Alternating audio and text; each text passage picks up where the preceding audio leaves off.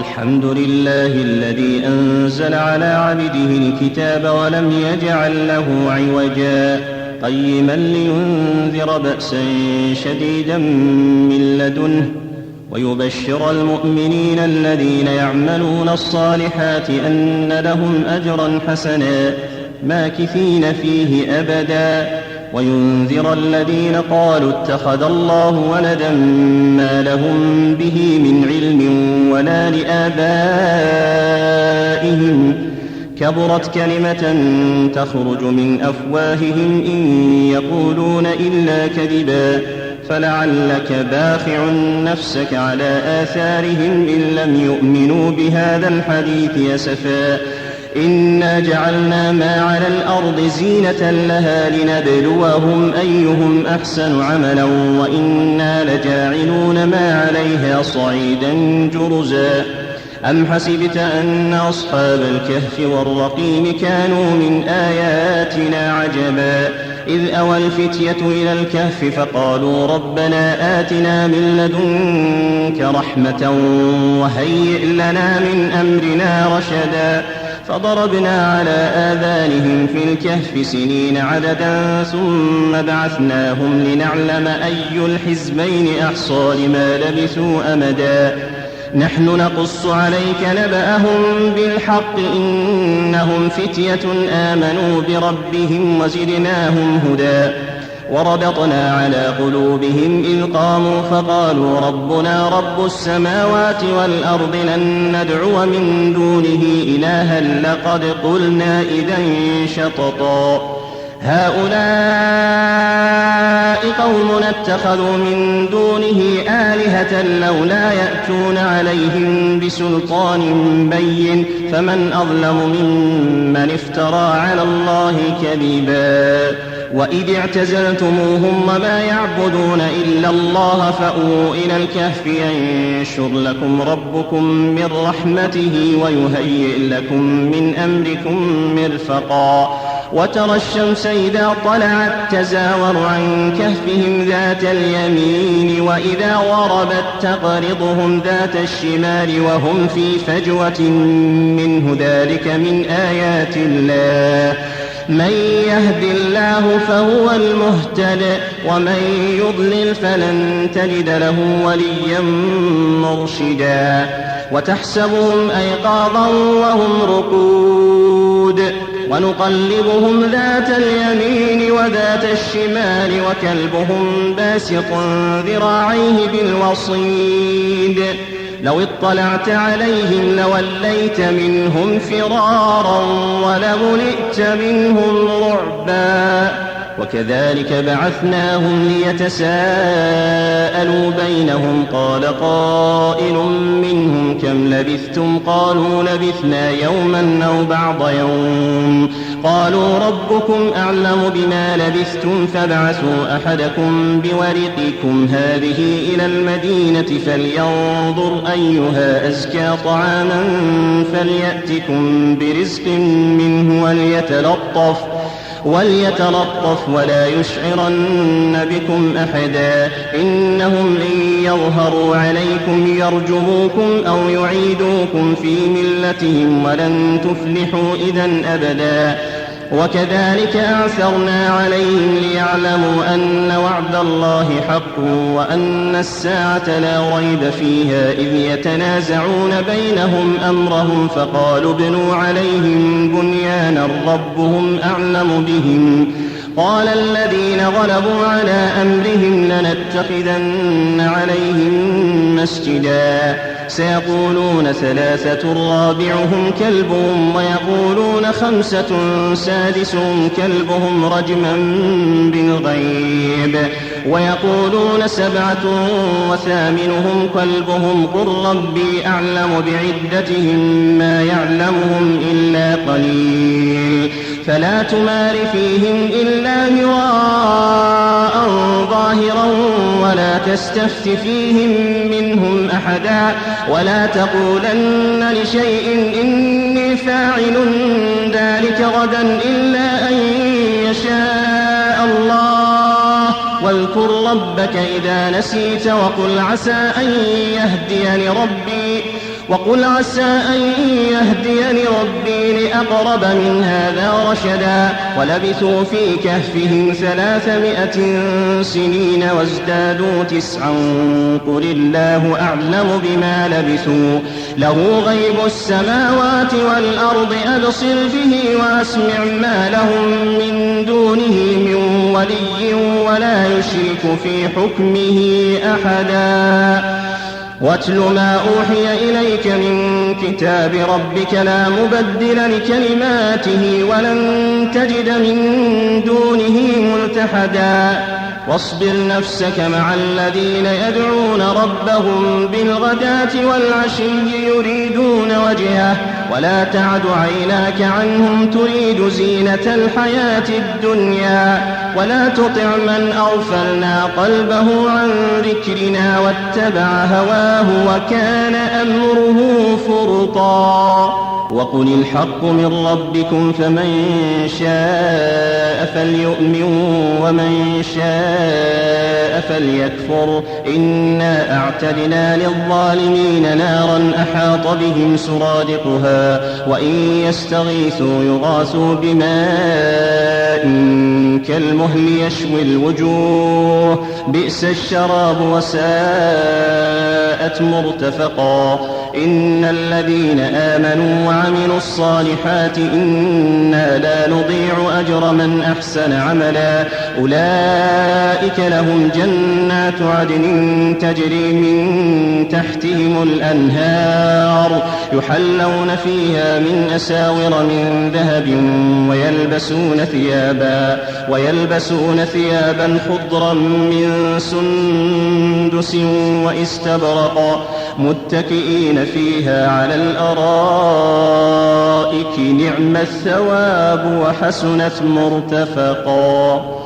واضرب لهم مثل الرجلين جعلنا لأحدهما جنتين من أعناب وحففناهما بنخل وجعلنا بينهما زرعا كلتا الجنتين آتت أكلها ولم تظلم منه شيئا وفجرنا خلالهما نهرا وكان له ثمر فقال لصاحبه وهو يحاوره أنا أكثر منك مالا وأعز نفرا ودخل جنته وهو ظالم لنفسه قال ما أظن أن تبيد هذه أبدا وما أظن الساعة قائمة ولئن رددت إلى ربي لأجدن خيرا منها منقلبا قال له صاحبه وهو يحاوره وكفرت بالذي خلقك من تراب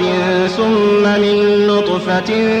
ثم سواك رجلا لكن هو الله ربي ولا أشرك بربي أحدا ولولا إذ دخلت جنتك قلت ما شاء الله لا قوة إلا بالله إن ترني أنا أقل منك مالا وولدا فعسى ربي أن يؤتيني خيرا من جنتك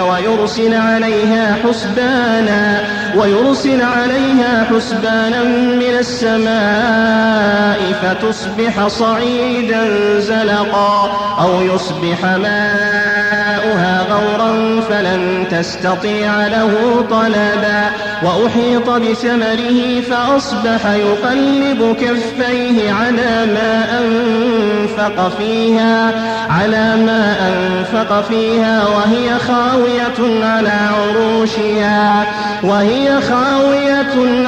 عروشها ويقول يا ليتني لم أشرك بربي أحدا ولم تكن له فئة ينصرونه من دون الله وما كان منتصرا هنالك الولاية لله الحق هو خير ثوابا وخير عقبا واضرب لهم مثل الحياة الدنيا كماء أنزلناه من السماء فاختلط به نبات الأرض فأصبح هشيما تذروه الرياح وكان الله على كل شيء مقتدرا. المال والبنون زينة الحياة الدنيا، والباقيات الصالحات خير عند ربك ثوابا وخير أملا. ويوم نسير الجبال وترى الأرض بارزة وحشرناهم فلم نغادر منهم أحدا وعرضوا على ربك صفا لقد جئتمونا كما خلقناكم أول مرة بل زعمتم أن لن نجعل لكم موعدا. ووضع الكتاب فترى المجرمين مشفقين مما فيه ويقولون يا ويلتنا ما لهذا الكتاب لا يغادر صغيرة ولا كبيرة إلا أحصاها ووجدوا ما عملوا حاضرا ولا يظلم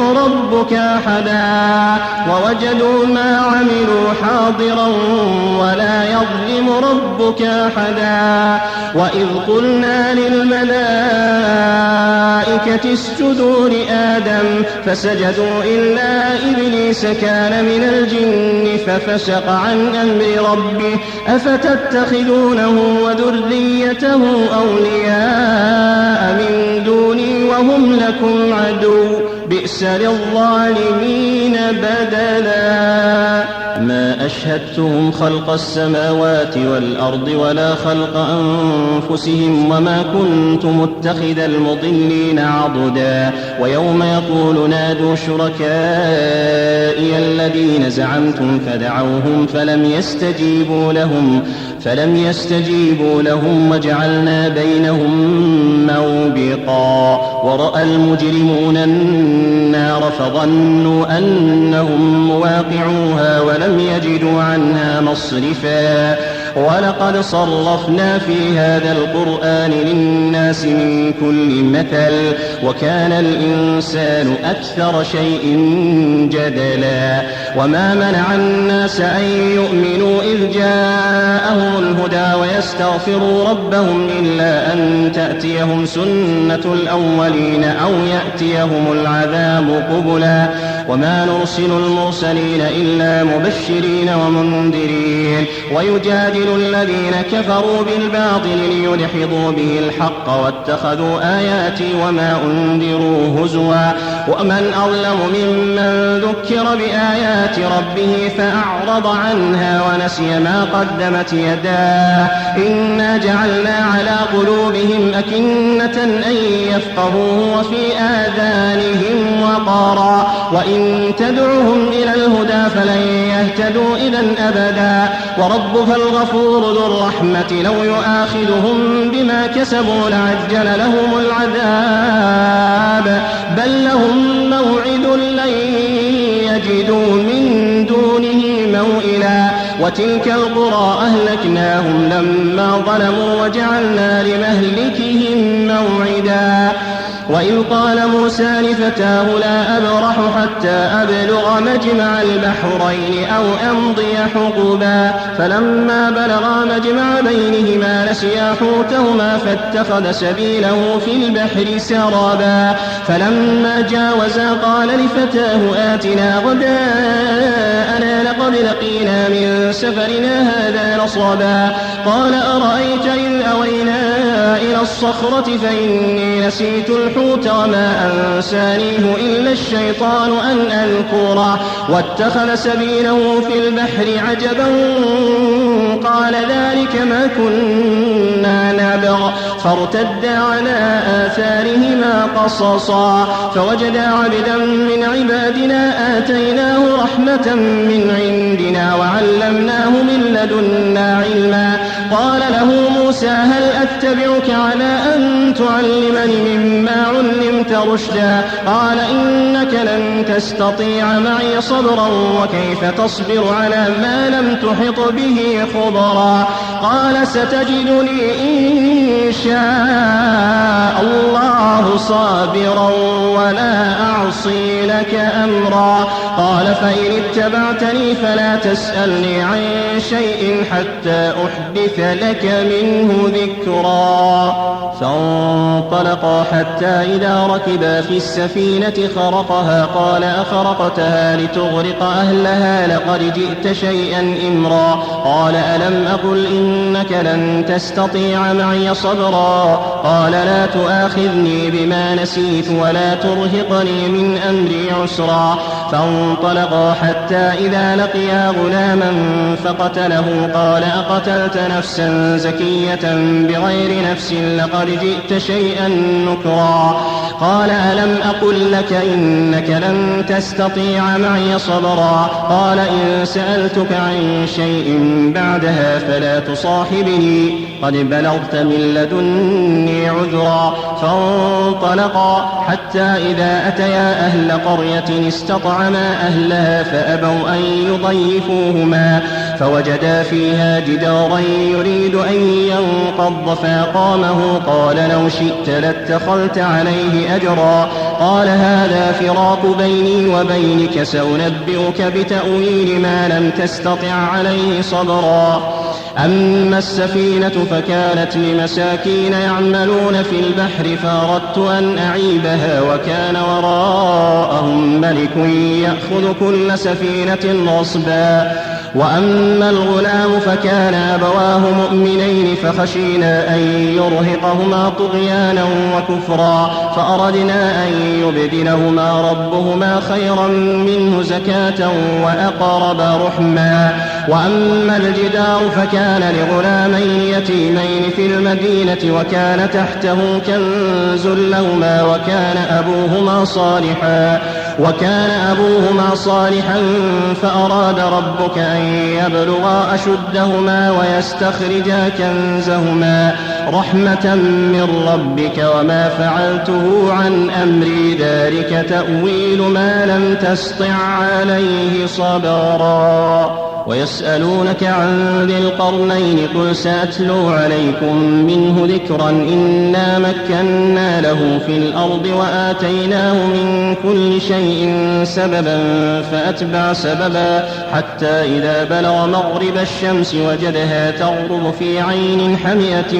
ووجد عندها قوما قلنا يا ذا القرنين إما أن تعذب وإما أن تتخذ فيهم حسنا قال أما من ظلم فسوف نعذبه ثم يرد إلى ربه فيعذبه عذابا نكرا وأما من آمن وعمل صالحا فله جزاء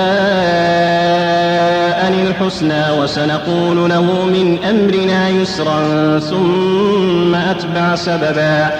حتى إذا بلغ مطلع الشمس وجدها تطلع على قوم لم نجعل لهم من دونها سترا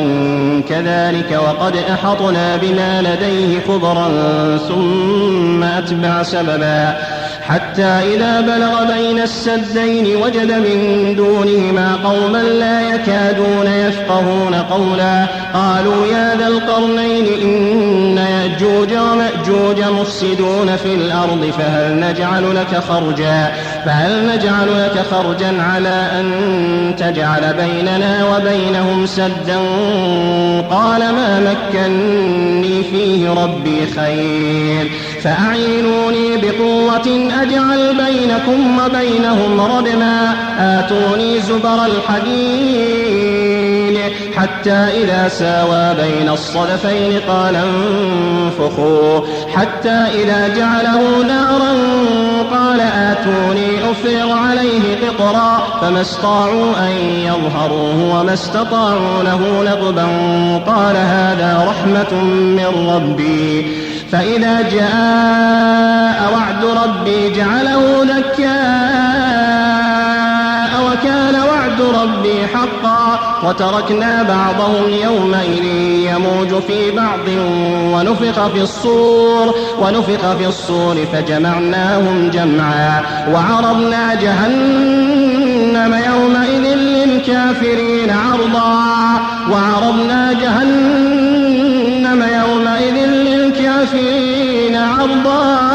الذين كانت أعينهم في غطاء عن ذكري وكانوا لا يستطيعون سمعا أفحسب الذين كفروا أن يتخذوا عبادي من دوني أولياء إنا أعتدنا جهنم للكافرين نزلا قل هل ننبئكم بالأخسرين أعمالا الذين ضل سعيهم في الحياة الدنيا وهم يحسبون أنهم يحسنون صنعا أولئك الذين كفروا بآيات ربهم ولقائه فحبطت أعمالهم فلا نقيم لهم يوم القيامة وزنا ذلك جزاؤهم جهنم بما كفروا واتخذوا آياتي ورسلي هزوا إن الذين آمنوا وعملوا الصالحات كانت لهم جنات الفردوس نزلا خالدين فيها لا يبغون عنها حولا قل لو كان البحر مدادا لكلمات ربي لنفد البحر قبل أن تنفد كلمات ربي ولو جئنا بمثله مددا قل إنما أنا بشر مثلكم يوحى إلي أنما إلهكم إله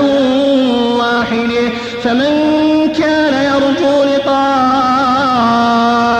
ربه فليعمل عملا صالحا ولا يشرك بعبادة ربه أحدا.